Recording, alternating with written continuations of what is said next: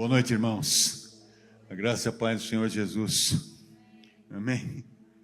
Irmão, não sou Golias não, tá bom? Ainda falta um... Golias era maior, cara. Muito bem. Graças ao Senhor, mais uma vez nós estamos aqui com os irmãos. Sábado nós estaremos com os homens. Se seu marido não veio ainda, manda ele aqui. Ele vai voltar para casa que você não vai nem reconhecer, pode ficar tranquilo. Vai fazer o almoço para você no domingo, vai arrumar a cozinha e tudo. Melhor você mandar ele aqui, hein? E mais uma vez, então, a gente foi escalado aí para trazer uma palavra aos irmãos. Tem a semana corrida, nós tivemos lá na nossa cidade a perda de um casal, um acidente de carro, e foi uma correria. E depois também a perda de uma outra moça, no dia seguinte também de acidente de carro. E às vezes você fica tentando encontrar explicações para algumas coisas e não tem muito o que explicar, né? E a gente às vezes vem, como todo mundo, numa semana corrida, né? Então, eu costumo sempre andar precavido com aquilo que eu vou falar. Nunca deixo assim para falar no dia, ou pensar no dia, no tema que eu vou falar, né? Embora eu já vim aqui algumas vezes e fiquei sabendo que ia pregar 5 minutos antes de começar o culto. Então, dessa vez ele falou um pouco antes. Mas eu quero trazer uma reflexão aos irmãos de algo que tem sido latente na minha cabeça.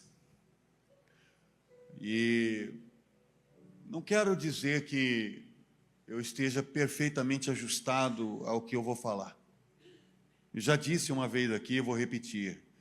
Eu gostaria de que tudo tivesse 100% na minha vida, e de que eu não tivesse nenhum tipo de erro ou pecado ainda para poder pregar aos irmãos. Mas não tem jeito, irmãos. A gente é passivo de falha como qualquer outro.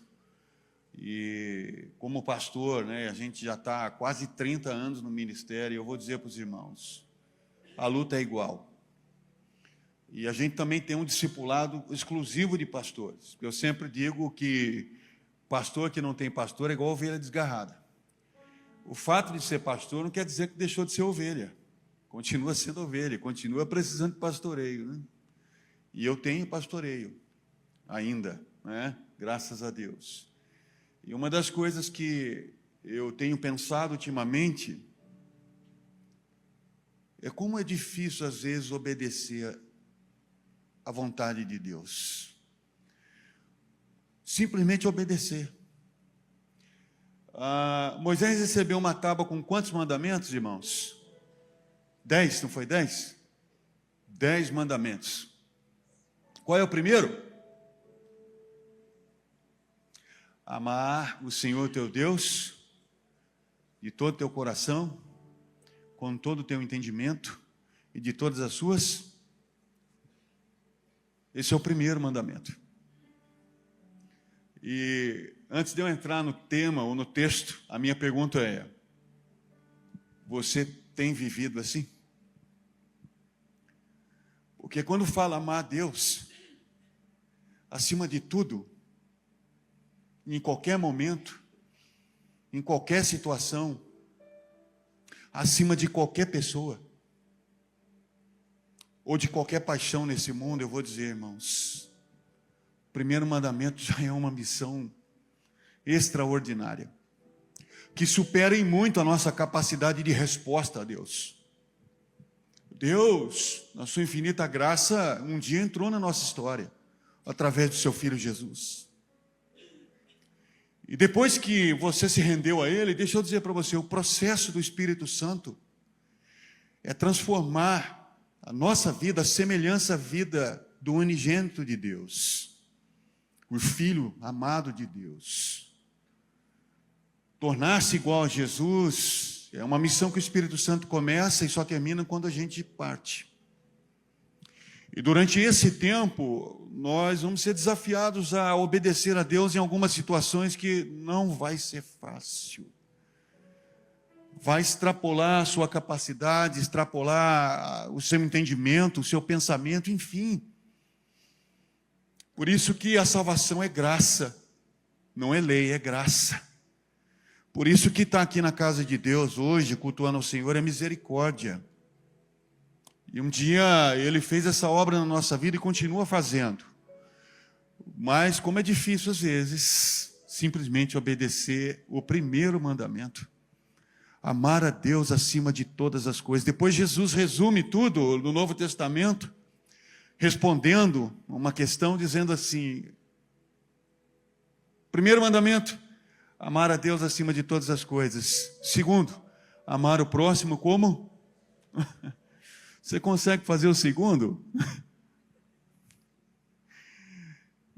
E aí, às vezes, eu fico tentando imaginar como é que Deus olha para a gente, tão desobediente às vezes, e continua insistindo. Como é que Deus nunca desiste? Como é que Deus nunca deixa, nunca abandona? Como é que Deus não espera de nós uma resposta melhor a cada dia? É porque a decisão de nos amar não pode ser mudada mais. Amor não é o que Deus sente por mim. Amor não é o que Deus sente por você. Amor é o que Deus é. Amor é a identidade de Deus. Deus é amor. Está escrito na carta de 1 João. Não é uma coisa que Ele sente. Porque o que a gente sente muda muito. Não é verdade? Você que é casado, você ama seu marido, você ama sua esposa, mas já não sentiu raiva? Fala a verdade, irmão. Confessa seu pecado aí. Muita raiva, pouca raiva não adianta, tem que ser muita. No mesmo dia, sente raiva, no mesmo dia, ri junto, no mesmo dia. Porque a gente oscila. Deus não oscila. Deus não muda. O caráter de Deus é imutável. E uma das coisas que eu tenho visto ao longo dos anos é que, provavelmente hoje, a igreja brasileira não tem tido falta de informação, não tem tido falta de ministração de palavra de todas as formas, de todos os jeitos. A gente tem hoje ministração na internet, na televisão, você vem na igreja, visita outra igreja, você vai num retiro, tem de tudo. Sem dizer a quantidade de traduções da Bíblia que a gente tem hoje, não é? Bíblia da mulher, Bíblia do homem, Bíblia do guerreiro, Bíblia do pastor, Bíblia do obreiro, eu já nem sei mais. Se quando não lê a Bíblia, tem o Cid Moreira também, não tem problema. De forma que, provavelmente, nós não estamos vivendo uma crise de conhecimento. Pode ser que a gente esteja vivendo uma crise de obediência. Pode ser. Uma vez uma pessoa chegou e falou assim: olha, eu tenho orado muito, mas as coisas não estão se movendo na minha vida. E eu disse: pouca oração, muita oração e pouca obediência não resolve. Às vezes a gente ora, às vezes a gente canta, às vezes a gente chora, às vezes a gente ri, às vezes a gente vem na igreja, mas deixa eu dizer para você, o segredo da bênção está na obediência. É quando você decide obedecer, quando você decide cumprir a palavra, e aí o desafio fica entre a gente diminuir aquilo que a gente conhece para aquilo que a gente pratica. Diminuir essa distância é o desafio cristão de todos os dias. Diminuir aquilo que eu sei para aquilo que eu pratico todos os dias. Então, de forma que uma das coisas que vai ser desafio contínuo na nossa carreira é obedecer ao Senhor e simplesmente obedecer. Texto de Hebreus, capítulo 12, do verso 1 ao verso 3, diz assim: portanto, também nós, considerando que estamos rodeados por tão grande nuvem de testemunhas, desembaraçemos de tudo que nos atrapalha e do pecado que nos envolve, e corramos com perseverança a corrida que nos está proposta, olhando fixamente para o autor e consumador da fé, Jesus, o qual, por causa do júbilo que lhe fora proposto, suportou a cruz, desprezando a vergonha, assentou-se à direita do trono de Deus.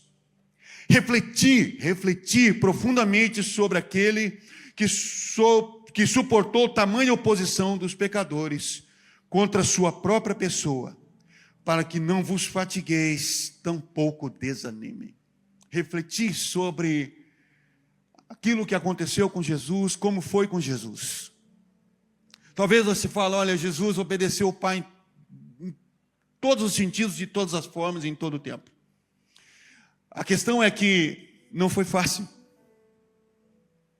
Porque você vai perceber que ao longo do caminho dos evangelhos, ou dos 4 evangelhos, você vai ver situações em que Jesus teve que buscar o Pai intensamente para continuar a missão. E uma das coisas que talvez a gente precise entender é que, se não houver intensidade relacional com Deus, a probabilidade da desobediência se instaurar na sua vida é grande. E por que eu digo isso? Porque a capacidade de obedecer não vem do culto de domingo, não vem de um retiro, não vem de um encontro, não vem de qualquer outra coisa. A capacidade de obedecer a Deus vem da intimidade. E essa intimidade, Jesus revela lá em Mateus 6, quando ele diz, olha, quando você for orar, entra no teu quarto e fecha a porta, porque o teu pai que te vê em secreto te recompensará. E não é o teu pai que te ouve, é o teu pai que te vê, diz o texto. Te recompensará. De forma que ver você todo dia já está no coração do Pai. Não era assim no jardim? Toda a viração do dia, o Pai vinha no jardim para ver Adão, visitar. Toda a viração do dia, por volta ali das 17, 18, Deus vinha para estar com ele. Até que um dia, o pai veio e o filho tinha sumido. A pergunta que Deus faz a Adão é, Adão, onde você está? Você abrindo Gênesis 3, você vai ver isso escrito. Eu não vou abrir os textos por causa do tempo. Adão, onde você está? E ele responde, Senhor, eu vi que estava nu e me escondi. A pergunta de Deus não é uma pergunta de questão geográfica, porque Deus sabia onde ele estava. Deus sabia onde ele estava. A questão é, Adão, por que você saiu da minha presença?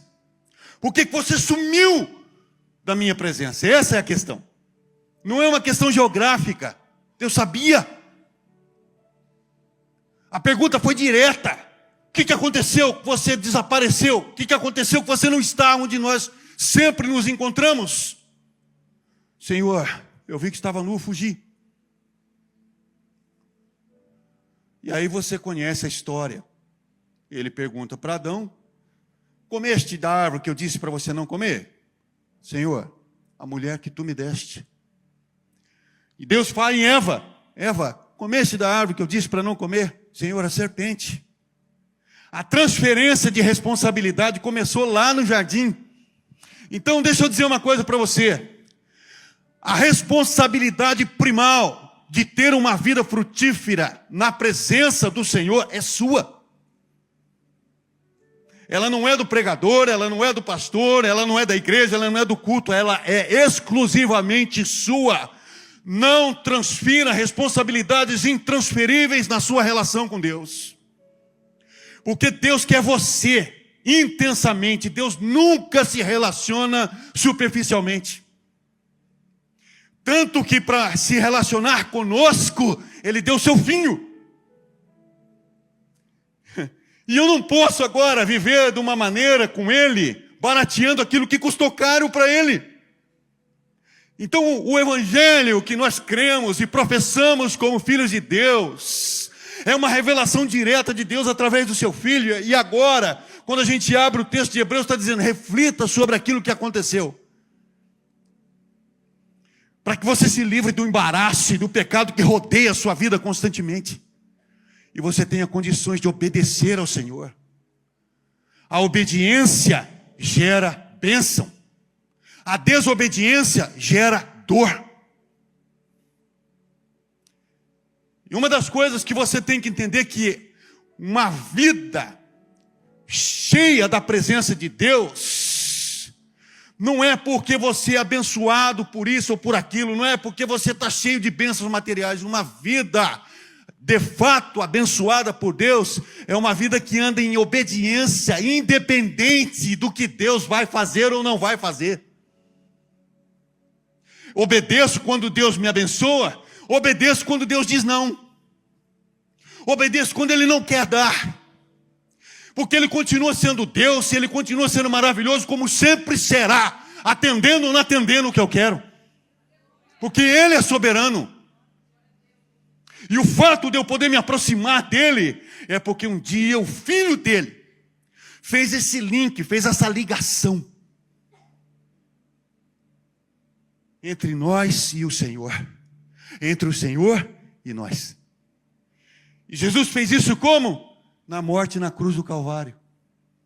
Então, uma das coisas que ao longo deste tempo de ministério e de vida cristã que tem me chamado a atenção ultimamente é justamente isso. O convite de Jesus não mudou. Se você quer vir após mim, negue-se a si mesmo. Tome cada dia a sua cruz e me siga. Se você quer vir após mim, colocar a mão no arado e olhar para trás, você não pode me seguir. Isso não mudou. A questão é que a mensagem que precisa ser ministrada e chocada dentro da vida e convivência da igreja do Senhor, precisa ser sempre Jesus no centro. O tempo todo. Nós estamos aqui por causa de Jesus. Jesus está aqui por nossa causa. Quem é o centro do púlpito? Quem é o centro da canção? Quem é o centro da oração? Jesus Cristo, o Senhor da glória, é o centro. Hoje e sempre. Hoje e sempre. Então, diante de alguns desafios que nós temos a pensar, é que a primeira coisa que a gente precisa saber e guardar: desobediência gera dor, obediência gera bênção. Alguns atos de desobediência não tem volta. Não tem volta. Por exemplo, Moisés um dia ouviu a voz de Deus dizendo assim: olha, o povo está com sede, vai até a rocha e bate na rocha. A primeira vez. Passado um tempo, o povo com sede de novo, Deus fala a Moisés: Moisés, fala com a rocha. E ouvindo o povo reclamar, o que Moisés fez a segunda vez? Bateu na rocha. Sabe o que Deus disse? Por não ter glorificado o meu nome e nem crido na minha palavra, não entrarás na terra prometida. Um ato. Só um ato só. Não foi uma vida de desobediência, foi uma ação de desobediência. E às vezes, deixa eu dizer para você, desobedecer parece ser tão simples, e às vezes tão convidativo. Mas você tem que lembrar que o Evangelho do Senhor Jesus Cristo é trabalhar primeiro na morte do seu velho homem, para que o novo homem seja alguém ressurgido em Cristo Jesus. Aí quando você lê o texto bíblico ou a caixinha de promessa, quem conhece caixinha de promessa? Lembra de caixinha de promessa? Não? Caixinha de promessa é uma beleza. Não tem como dar errado aí. Mas tem gente que puxa uma e fala assim: não é essa aqui ainda. Puxa duas, três, até ele chegar onde ele quer. Né? Vocês estão rindo que já fizeram isso aí. Alguém já fez isso aí. Não, uma hora vai sair o que eu estou querendo aí. O Evangelho não é caixa de promessa, querido. O Evangelho é morte do velho para nascer o novo. O Evangelho Não é uma promessa que vai dizer para você, olha, você veio para Jesus, vai parar de sofrer. Já ouviu essa mensagem por aí? Venha para Jesus e pare de sofrer. Venha para Jesus, as coisas vão se encaixar. Venha para Jesus e a bênção virá. Mas não é esse o convite. O convite é, venha, morre, para que você possa nascer de novo. Venha e faça de mim o centro da sua vida. A minha vontade, o meu querer, a minha soberania requer de você obediência radical. Não é uma obediência mais ou menos, não é uma obediência política. Eu não tenho que namorar com o mundo. Eu não pertenço mais ao mundo. O mundo está crucificado para nós e nós estamos crucificados para o mundo, conforme Paulo fala. É viver uma vida reta, justa e digna, sendo desafiado todos os dias a obedecer ao Senhor. Mas quer saber de uma coisa? Vale a pena obedecer. Um dia, Asaf, quando começa a construção do Salmo 73, como alguém extremamente revoltado com Deus. Você lê o Salmo 73, ele começa assim, Senhor, eu sei que o Senhor é bom. Mas veja bem, olha a vida daqueles que não te servem. Olha a vida do ímpio. Olha, tudo dá certo para eles. Não ficam doentes, ganham dinheiro, trazem um colar de orgulho no seu pescoço, exibem o orgulho. Parece que eles estão melhor do que eu. Essa é a tônica do Salmo 73. Ele está dizendo o seguinte, lá fora, parece que quem desobedece ao Senhor está melhor do que eu. Parece que quem está fazendo tudo errado está dando certo. E eu estou aqui na tua casa.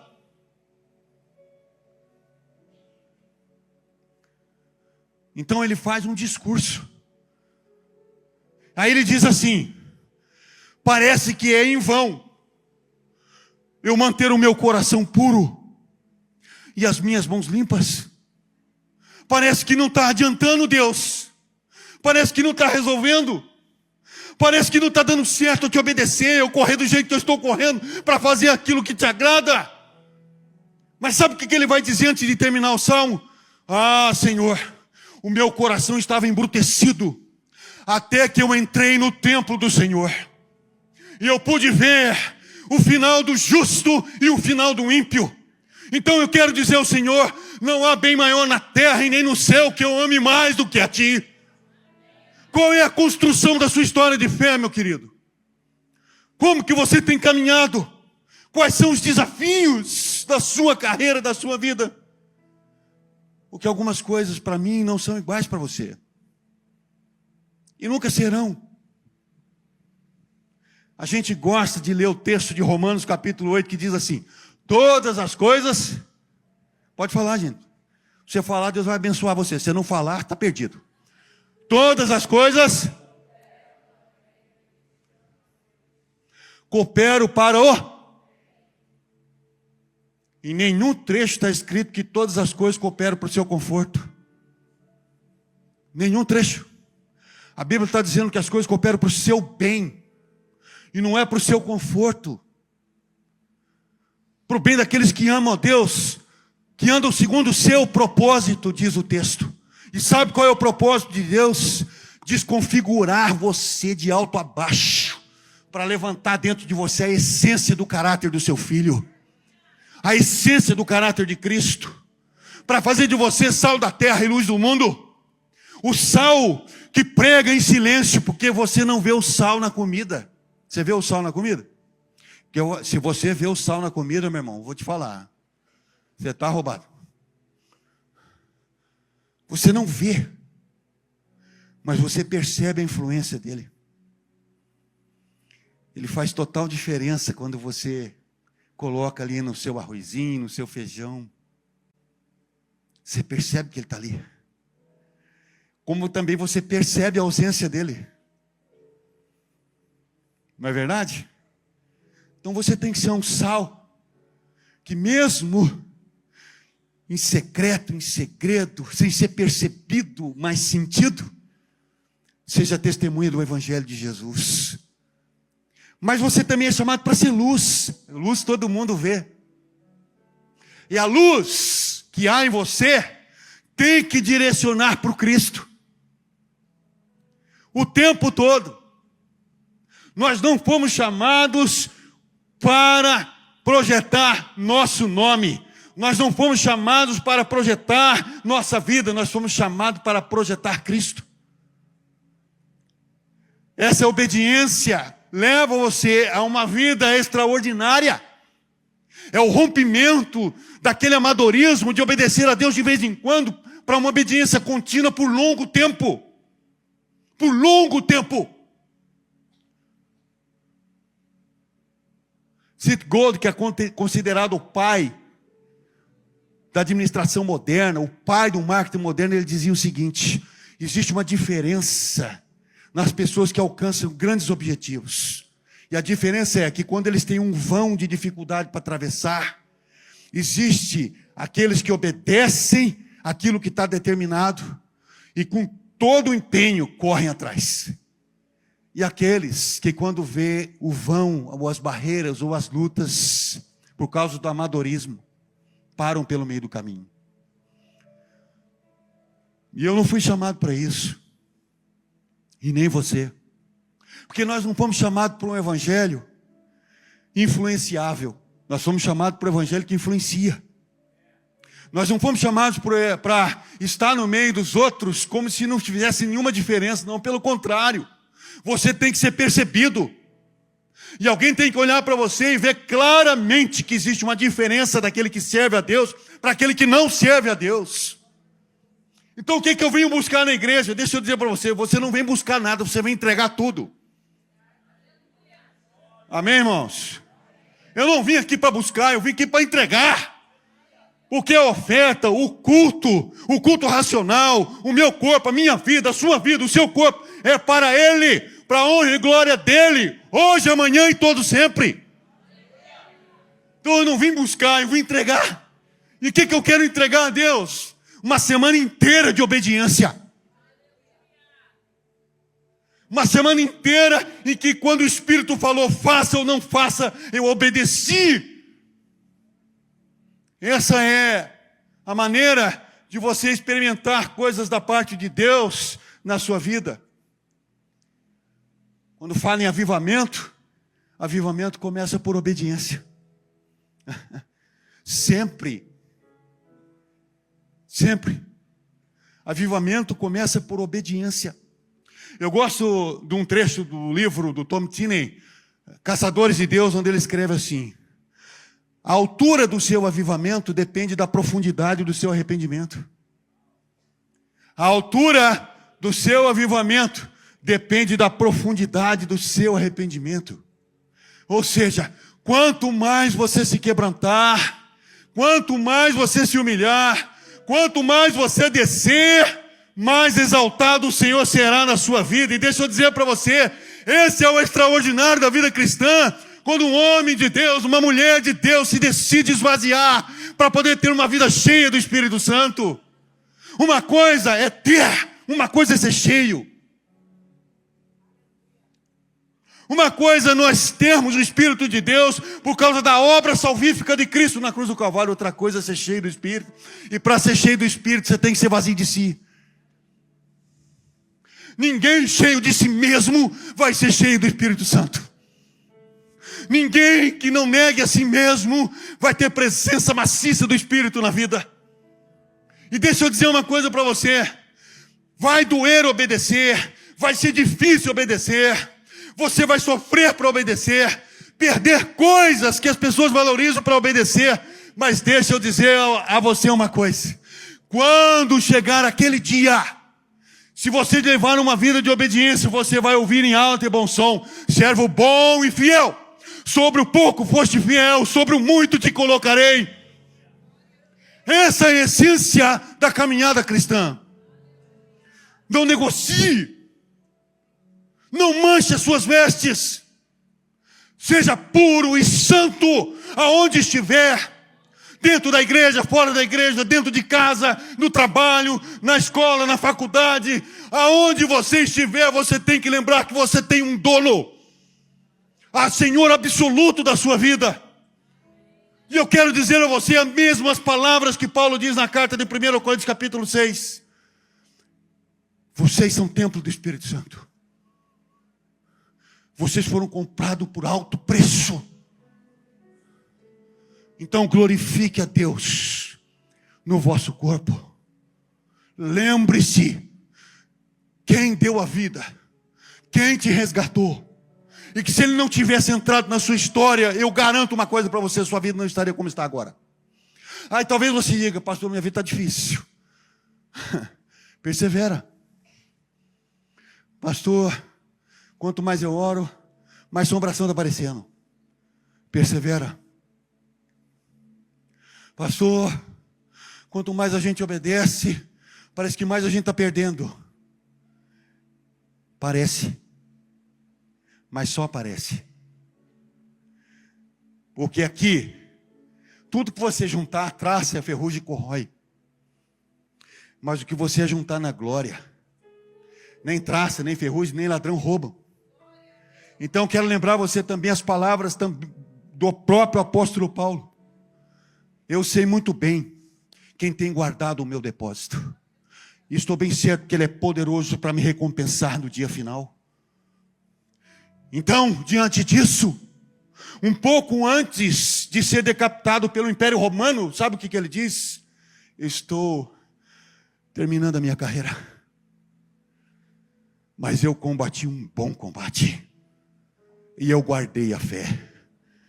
Pode, Senhor, me derramar como oferta diante de Ti. Estou pronto. Logo depois.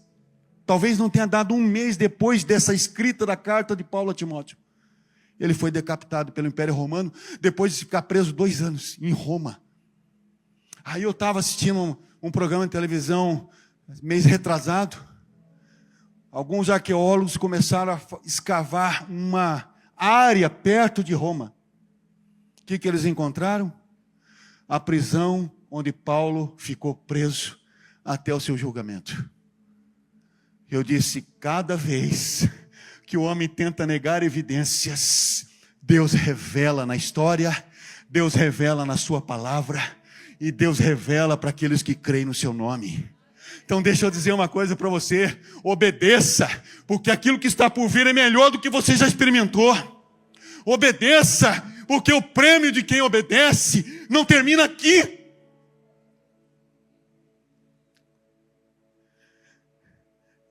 Eu me lembro uma vez, ouvindo um testemunho, um casal de missionários, ficaram quase 30 anos servindo num país da Ásia, desses países mais pobres, quase 30 anos. Quando chegaram na velhice,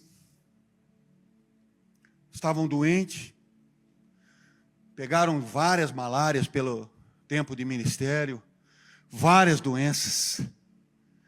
Quando chegaram no finalzinho da carreira, disseram, vamos voltar para casa. E aí a igreja a qual eles pertenciam mandou uma passagem aérea, eles entraram no avião, doentes, debilitados, sem suporte médico, muita dificuldade.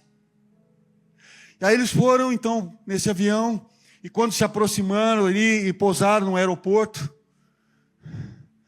tinha uma banda de música. Aí eles disseram, nossa, que benção, o pessoal da igreja está vindo receber a gente.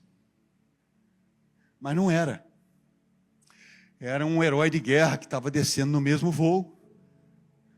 E não tinha ninguém para receber eles. E aquilo revoltou o marido. Ele disse, como é que pode? A gente quase perdeu a vida.